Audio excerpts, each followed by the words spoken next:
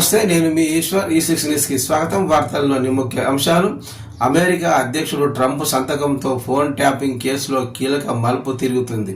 SBI మాజీ chief Prabhakar రావుతో పాటు Shravan రావులను America ప్రభుత్వం డిపార్ట్మెంట్ చేయనుంది. అమెరికాలో వలసదారుల క్రిమినల్ కేసులలో నిందితులను ఆయా దేశాలకు పంపాలని ట్రంప్ ప్రభుత్వం కీలక నిర్ణయం తీసుకుంది.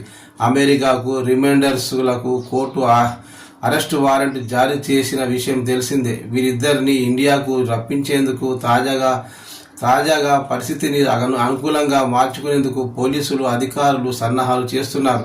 వీరిపై బ్లూ రెడ్ కార్నర్ నోటీసు జారీ చేశారు. పాస్పోర్టు రద్దు, రెండు దేశాల మధ్య నేరస్తుల ఒప్పందం సంబంధించిన లేఖలను పోలీసులు మరోసారి పంపనున్నారు. ఇప్పటికే ఇద్దరిపై ఎల్ఓసీలు జారీ చేయడంతో ఇండియాలో అడుగుపెట్టగానే హైదరాబాద్ పోలీసులు అదుపులోకి తీసుకోనున్నారు.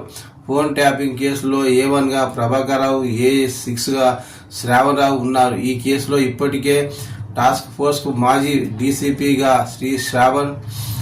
శ్రావణ్ రావు ఉన్నారు. ఈ కేసులో ఇప్పటికే టాస్క్ ఫోర్స్ మాజీ డీసీపీ రాధాకిషన్, అడిషనల్ డీఎస్పీలు తిరుపతన్న, భుజంగరావు, డిఎస్పీ ప్రణీత్ రావులు పోలీసులు అరెస్టు చేశారు.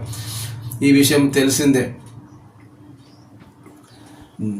మరి ట్రంప్ సంతకంతో ఫోన్ ట్యాపింగ్ కేసులో మన పోలీసులకి మాజీ చీఫ్ ప్రభాకర్ రావును తీసుకురావాలని ఎంత సమయం పడుతుందో మరి వేచి చూడాలి.